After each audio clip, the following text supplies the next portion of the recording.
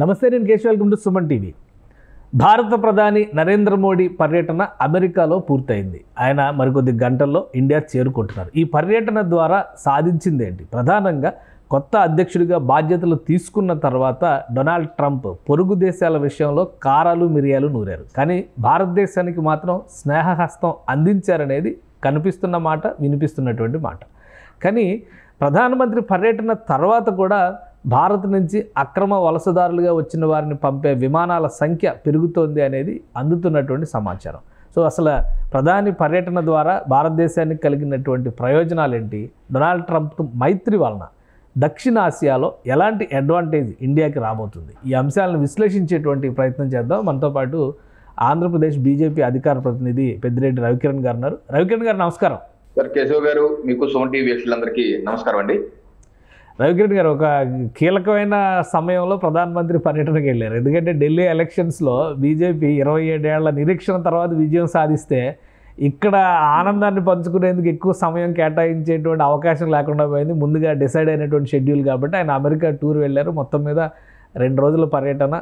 ఓవరాల్గా విదేశీ పర్యటన చూస్తే కనుక 5 రోజుల పర్యటనలు పూర్తి చేసుకొని ఆయన వస్తున్నారు. ఏంటి అమెరికా ఇండియా ఈ మైత్రి బంధం పరిస్థితి ఏంటి? వీళ్ళ చర్చల సారాంశం కానీ ప్రధానమంత్రి పర్యటన తర్వాత కానీ ఇండియాకి కలుగుతున్నటువంటి ప్రయోజనాలు ఏంటి? ప్రధానమంత్రి నరేంద్ర మోడీ గారు 4 రోజుల పర్యటన, అటు ఫ్రాన్సు ఇటు అమెరికా దేశాల పర్యటన ముగించుకొని కొన్ని గంటల్లో భారతదేశానికి చేరుకోబోతున్నారు. ఈ విజయవంతమైనటువంటి పర్యటన పూర్తి చేసిన సందర్భంగా భారతదేశ ప్రజల తరఫున వారికి అభినందనలు, శుభాకాంక్షలు అండి. ఎందుకంటే ఇందాక మీరు అన్నారు, ఇది ఇప్పుడే ఎలక్షన్ అయింది కదా, అప్పుడే వెళ్ళిపోయారు ఏంటి అని. సో ఇదే సార్ నరేంద్ర మోడీ గారు పనితీరు. గత 25 సంవత్సరాలుగా ప్రభుత్వ బాధ్యతల్లో అటు ముఖ్యమంత్రిగా గాని ప్రధానమంత్రిగా గాని కంటిన్యూస్ గా 2.5 దశాబ్దాలుగా కనీసం ఒక్క రోజు కూడా సెలవు తీసుకోకుండా పనిచేస్తున్నటువంటి ఏకైక ప్రజానాయకుడు ప్రధానమంత్రి నరేంద్ర మోడీ గారు. అంతకుముందు ఒక 25 సంవత్సరాలు ప్రజా జీవితంలో రాజకీయంలో కాకుండా ప్రత్యక్షంగా సంఘ పరివారంలో దాంట్లో పనిచేసుకుంటూ వెళ్ళారు. బట్ ఒక ప్రభుత్వ ప్రతినిధిగా, ముఖ్యమంత్రిగా కానీ ప్రధానమంత్రిగా ఇది ఒక్క క్షణం కూడా రిలాక్స్ అవ్వరండి. ఎప్పటికప్పుడే ప్రణాళికలు, నెక్స్ట్ ఏంటి, భారతదేశం కోసం ఏం చేయాలి, ప్రజలకు ఏ రకంగా చేయాలి, ఆ పనులు ఉంటుంది. దానిలో భాగంగా ఈ పర్యటన కూడా ఇది అత్యంత విజయవంతమైన పర్యటన అండి. అమెరికా దేశంలో 2 రోజుల పర్యటన. ఎందుకంటే అక్కడ డొనాల్డ్ ట్రంప్ 2.0 ప్రమాణ స్వీకారం చేసి 3 వారాలు అయింది. ఆయన యొక్క ఆగమనంతోనే దేశంలో, ప్రపంచంలో కూడా ఒక వైబ్రేషన్ రాకముందు నుంచే భయపడుతుంది ప్రపంచంలో చాలా దేశాలు. ఏ రకమైనటువంటి ట్రేడ్ వార్ ఉండబోతుంది, మన మీద సుంకాలు పడిపోతాయి, లేకపోతే రకరకాల ఎకో సిస్టమ్ ఉంది, ఇది డీప్ స్టేట్ ఎకో సిస్టమ్. వాళ్ళు బెంబేలెత్తిపోయి వాళ్ళు చేసినటువంటి దుర్మార్గాలు, దాష్టికాలన్నీ ఎక్కడికి బయటకు వస్తాయని చెప్పి వాళ్ళు బెంబేలు పడిపోయి వాళ్ళ ద్వారా ఏ దేశాల్లో అయితే రిజీమ్ చేంజ్ చేశారో అక్కడ ఉన్నటువంటి కూర్చున్న వ్యక్తులు కూడా భయపడుతున్న తరంలో ఆయన జనవరి 20 తారీఖు బాధ్యత తీసుకున్న డొనాల్డ్ ట్రంప్ గారు వారి సరిహద్దు దేశాలు కెనడా, మెక్సికోయే కాదు, మన భారతదేశ సరిహద్దు దేశం చైనాను కూడా ట్రేడ్ పన్నులు, సుంకాలు విధించేశారు. రెసిప్రోకల్ ట్రేడ్ అంటారు, రెసిప్రోకల్ టారిఫ్స్ వాళ్ళు వేశారు. చైనా ఏమంటారు, లేకపోతే మేము ఒప్పుకోము, ఇలా చేస్తే ఎలా కుదిరితే మేము వరల్డ్ ట్రేడ్ ఆర్గనైజేషన్కి వెళ్తాం, అక్కడ ఫిర్యాదు చేస్తాం, మీ మీద కేసు చేస్తాం, మీ గురించి అక్కడ తేల్చుకుంటాం మీ మీద అంటే అంటాం. అలాగే కెనడా, అలాగే మెక్సికో, అలాగే యూరోపియన్ దేశాల్లో కొన్ని దేశాలు. సో ఈ రకమైన పరిస్థితులు ఉన్నాయి. ఈ నేపథ్యంలో భారతదేశానికి అత్యంత మిత్రుడుగా ఉన్నటువంటి డొనాల్డ్ ట్రంప్ గారు, మరీ ముఖ్యంగా ప్రధానమంత్రి నరేంద్ర మోడీ గారికి బాగా ఆప్తులని చెప్పుకునే డొనాల్డ్ ట్రంప్ ఏ రకమైనటువంటి ట్రీట్మెంట్ భారతదేశానికి, ఏ రకమైన స్థానం భారతదేశ ప్రధానమంత్రికి ఇవ్వబోతున్నారు అనేది సర్వత్రా ఉన్నటువంటి ఒక ఉత్కంఠ ప్రపంచవ్యాప్తంగా. అలాగే ప్రపంచవ్యాప్తంగా ఉన్నటువంటి వివిధ కాన్ఫ్లిక్ట్, యుద్ధాలు, యుక్రెయిన్ రష్యా యుద్ధం, అలాగే హమాస్ ఇజ్రాయెల్ మధ్య ఉన్నటువంటి మిడిల్ ఈస్ట్ లో ఉన్న సంక్షోభం, అలాగే బంగ్లాదేశ్ లో ఉన్న సంక్షోభం, సిరియాలో ఉన్న సంక్షోభం, ఇటువంటి సంక్షోభాల్లో ఏ రకమైనటువంటి ఇది ఉండబోతుంది అన్నది చూసాం. ఈ 2 రోజుల పర్యటన మనం వ్యక్తిగతంగా చూస్తే వాళ్ళిద్దరి మధ్య ఉన్నటువంటి ఎంతో ఇదిగో చక్కటి కౌగిలించుకుంటూ we miss you, I'm missing you, నేను నిన్ను మిస్ చేసుకుంటున్నా అని చెప్పి డొనాల్డ్ ట్రంప్ గారు తను నోటితో చెప్పడం, అలాగే రాతపూర్వకంగా mister president you are great అని రాసి సంతకం పెట్టి మరి ఆయన యొక్క పుస్తకాన్ని బహుకరించారు నరేంద్ర మోడీకి, యు ఆర్ గ్రేట్ అని చెప్పేసి.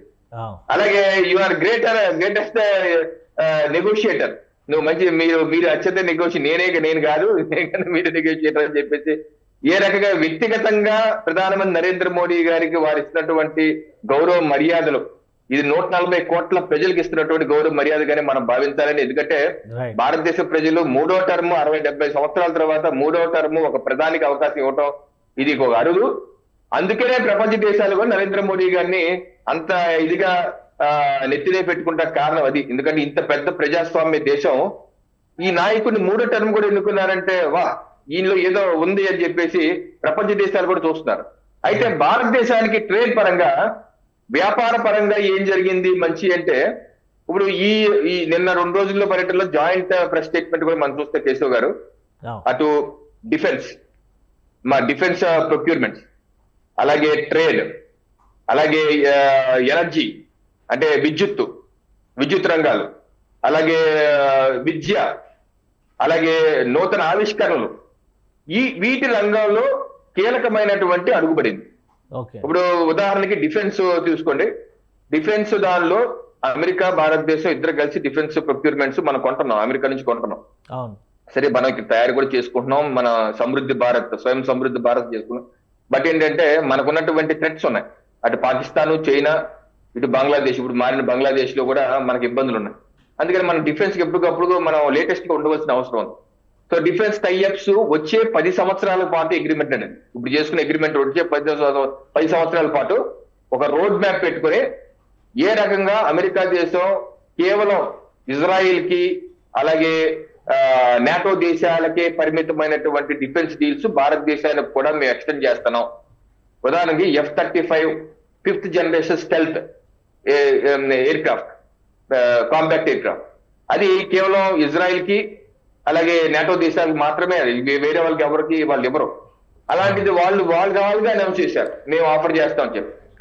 కానీ ఒక విషయం అంటే ఈ ఒప్పందాలు, వాణిజ్యము వీటన్నిటికి సంబంధించి ఉన్నా కానీ ప్రధానంగా 2 అంశాలు ప్రజల్ని, ఇండియన్స్ని ఎక్కువగా వేధిస్తున్నాయి. 2 అంశాలు, అందులో ప్రథమ ప్రాధాన్యం ఉన్నది ఈ అక్రమ వలసదారులు అని విమానాలు ఎక్కించి పంపించేస్తున్నారు. ఆల్రెడీ ఒక విమానం పంపించారు. ఇప్పుడు మోడీ గారు వస్తా కూడా ఒక విమానాన్ని ఆయనే తీసుకొస్తున్నారని చెప్పని విమర్శిస్తున్నాయి విపక్షాలు.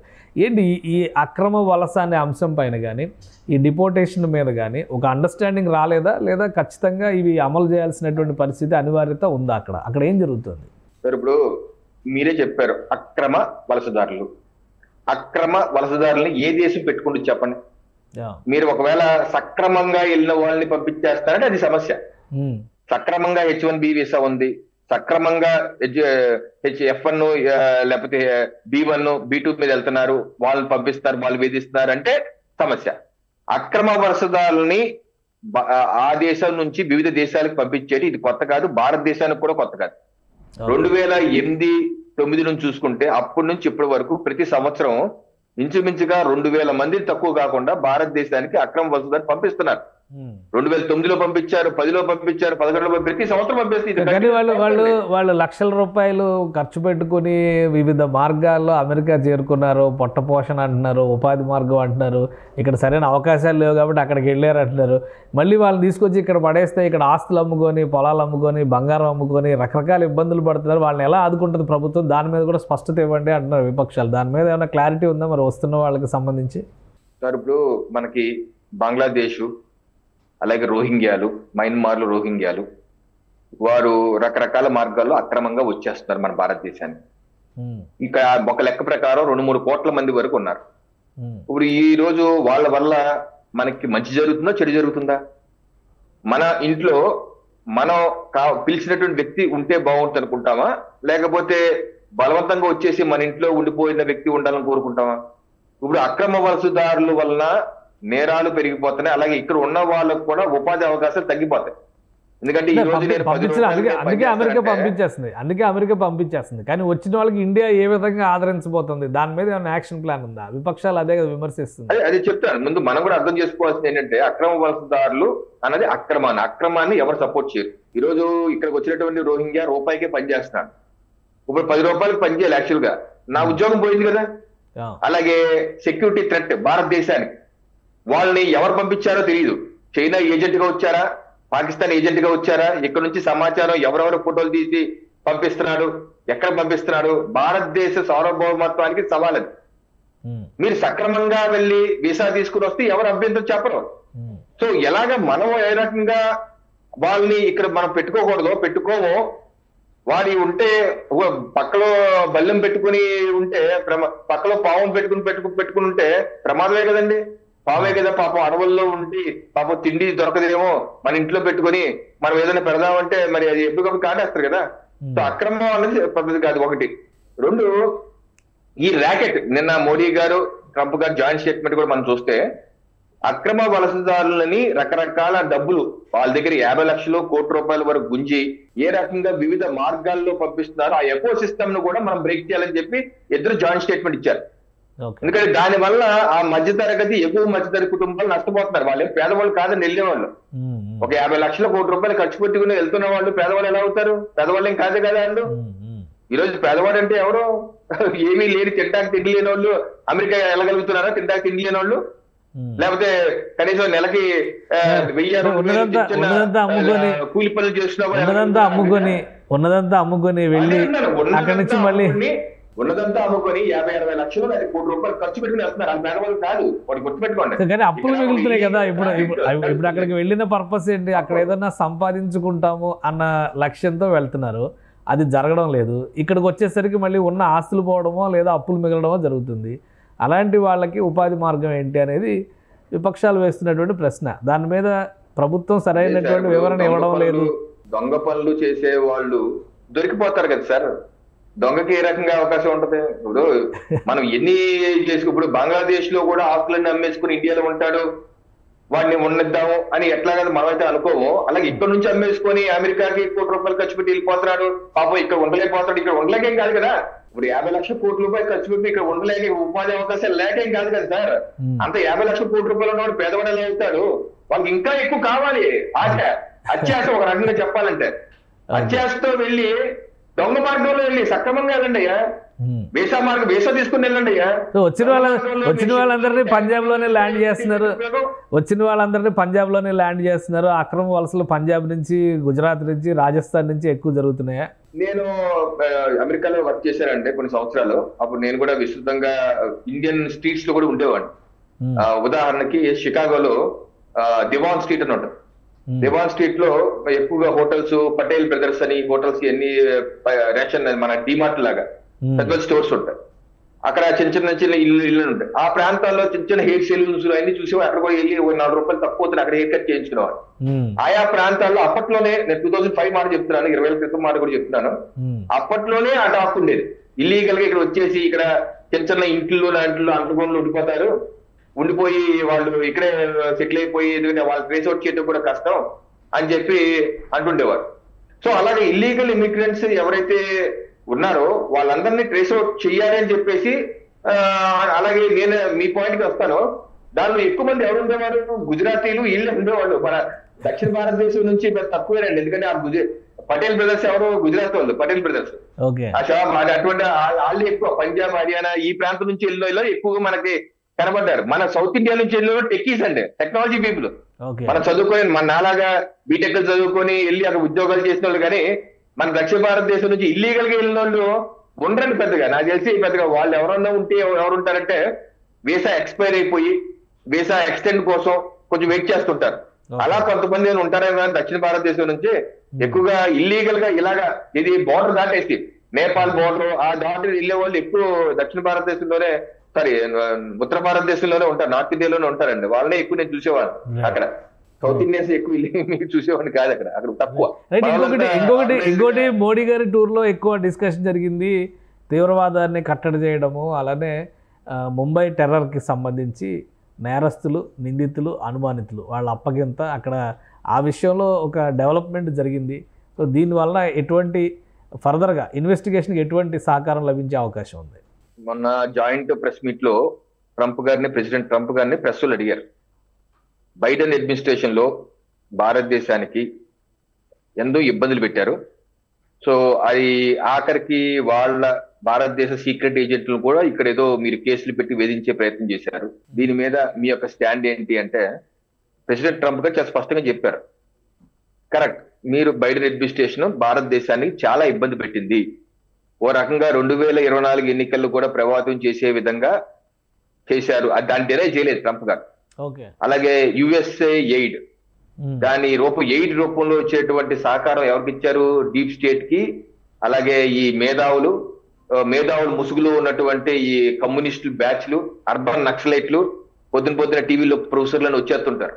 ఇటువంటి బ్యాచ్లకి అందరికి యుఎస్ ఎయిడ్ అని చెప్పేసి ఇచ్చారు భారతదేశ అస్థిరపరచడానికి. అలాగే ఖలిస్తాన్ మోకలు ఏదైతే భారతదేశాన్ని విచ్ఛిన్నం చేస్తామో అని ఆస్ట్రేలియా కావచ్చు, కెనడా కావచ్చు, బ్రిటన్ లో కావచ్చు, వీళ్ళు వెళ్ళి కాన్సులేట్ల మీద దాడి చేస్తారు. భారతదేశంలో కూడా చేస్తున్న ఆగడాలు అంతా ఇంత కాదు. పంజాబ్ లో ఆ మధ్య ఆపరేషన్ కూడా చేసి కేంద్ర ప్రభుత్వం బలగాలు పంపించి వాళ్ళందరినీ పట్టి జైల్లో పడేసిన పరిస్థితి.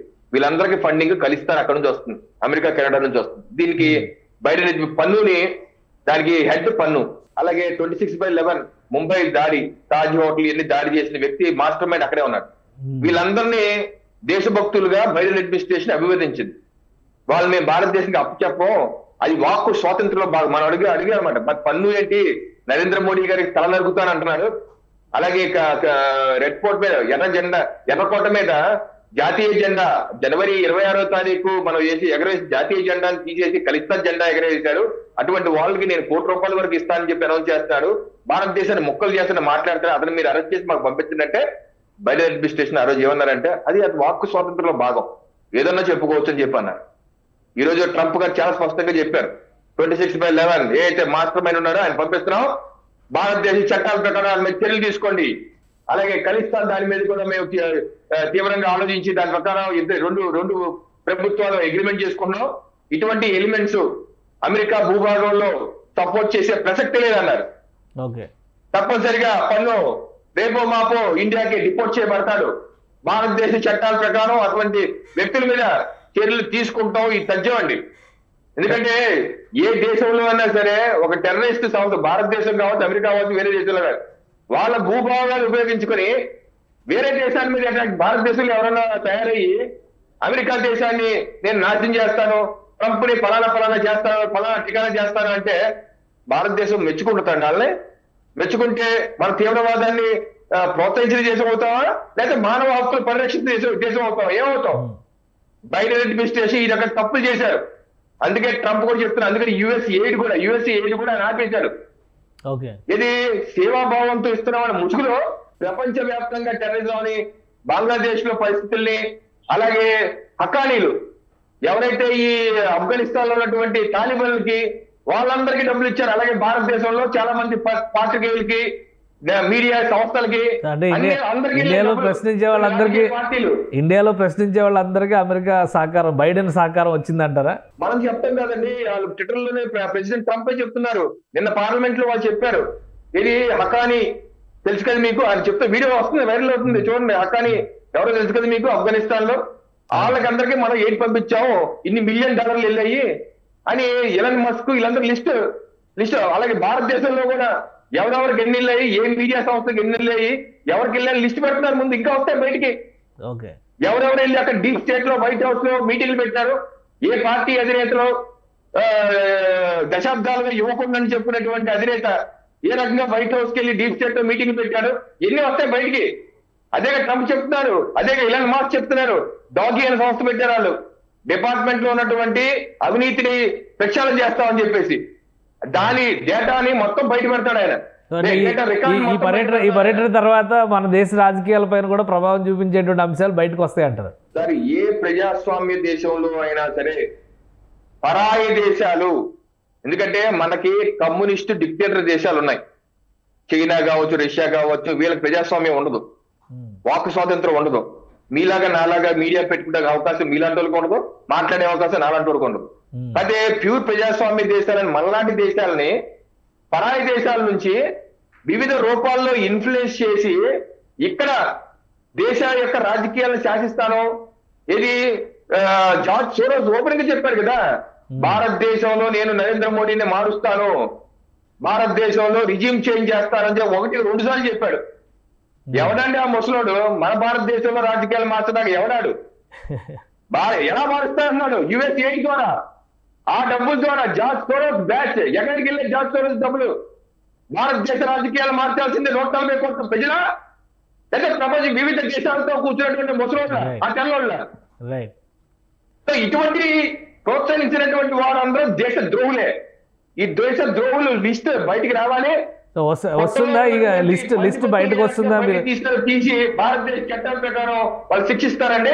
మనం కొన్ని మాసాలు చూడబోతున్నాం. ఎంత సమయం పట్టొచ్చు లిస్ట్ రావడానికి కానీ, లేదా ఇప్పుడు ట్రంప్ ఇచ్చినటువంటి మాట ప్రకారం 26/11 నిందితులు, అలానే గురు పత్వంత్ సింగ్, పన్ను, వీళ్ళందరూ బయటికి రావడానికి, ఇండియాకి హ్యాండ్ ఓవర్ చేయడానికి ఎంత సమయం పట్టొచ్చు? ట్రంప్ అడ్మినిస్ట్రేషన్ వారు చాలా స్పీడ్ గా పనిచేస్తున్నారు. అక్కడ ఉన్నటువంటి నేషనల్ ఇంటెలిజెన్స్ హెడ్ మొత్తం 18-20 విభాగాలు ఉంటాయి. ఆ విభాగాల హెడ్ కూడా ఎవరో తులసి గాబాట్ ఆవిడ. మొత్తం ఇంటెలిజెన్స్ మొత్తం ఆవిడ చేతిలో ఉంటుంది. అలా ఒక గొప్ప వ్యక్తి, గొప్ప దేశభక్తురాలు, గొప్ప హైందవురాలు. అలాగే ఇలాన్ మస్క్ గొప్ప దేశభక్తుడు. అలాగే వివేక్ రామస్వామి, ఆయన వీళ్ళు కలిసి వర్క్ చేస్తున్నారు. ఈ టీం మొత్తం చాలా అగ్రెసివ్ గా వర్క్ చేస్తున్నారు. అన్ని విషయాలు బయట పెడుతున్నారు. దశాబ్దాలుగా చేసినటువంటి అన్యాయాలు బయట పెడతారు. వాళ్ళు ఎంత వేగంగా స్పందించి, ఎంత వేగంగా వారి యొక్క దేశాన్ని ప్రక్షాళన చేసుకునే విధంగా, ఇది అవినీతి నుంచి ప్రక్షాళన చేసుకునే విధంగా వాళ్ళు ఎంత వేగంగా చేయగలిగితే అంత వేగంగా ఈ విషయాలు బయటకు వస్తే వాళ్ళందరూ లోపల కళ్ళు దాక్కున్న ఎలుకలన్నీ బయటకు వస్తాయని. వాళ్ళు వేగం చూస్తుంటే ఎన్నో నెలలు పట్టదు, చాలా ఫాస్ట్. ఎందుకంటే వాళ్ళకి 4 ఏళ్ళకి ఒకసారి ఎన్నికలు, మళ్ళాగా 5 ఏళ్ళుగా ఒకసారి కూడా కాదు, 4 ఏళ్ళకి ఒకసారి ఎన్నికలు. సో వాళ్ళ టైం కూడా తక్కువే. They have to act fast. వాళ్ళు ఎంత ఫాస్ట్ గా వర్క్ చేస్తే అంత ఫాస్ట్ గా మనకి భారతదేశానికి న్యాయం జరుగుతుంది, ఇక్కడ జస్టిస్ జరుగుతుంది. రైట్. థ్యాంక్ యూ రవికిరణ్ గారు, మీ అభిప్రాయాలు తెలియజేసినందుకు. ఇది ప్రధానమంత్రి పర్యటన అమెరికాలో విజయవంతమైంది. అలానే భారతదేశం అమెరికా మధ్య మైత్రి మరింత బలపడబోతోంది. దేశాన్ని విచ్ఛిన్నం చేసే దిశగా గతంలో స్టేట్మెంట్స్ ఇచ్చినటువంటి ప్రతి ఒక్కరిని ట్రంప్ అడ్మినిస్ట్రేషన్ అదుపులోకి తీసుకుంటుంది. భారతదేశ చట్టాల ప్రకారం శిక్షించేందుకు అవసరమైనటువంటి ఏర్పాట్లను కేంద్ర ప్రభుత్వం కూడా చేస్తుందని చెప్పని రవికిరణ్ గారు విశ్లేషిస్తున్నారు. ఇక ఈ అక్రమ వలసదారుల విషయంలో ఒక స్పష్టమైన విధానాన్ని కేంద్ర ప్రభుత్వం అనుసరిస్తుంది. ఏ దేశంలో అయినా కానీ అక్రమంగా చొరబడేటువంటి వాళ్ళని ఉపేక్షించేటువంటి అవకాశం ఉండదు. అయితే వాళ్ళని ఇండియా తరలించిన తర్వాత తీసుకోవాల్సినటువంటి చర్యలపైన కూడా కేంద్రం ఫోకస్ పెడుతుందని విశ్లేషిస్తున్నారు. ఇది స్పెషల్ డిస్కషన్. Keep watching.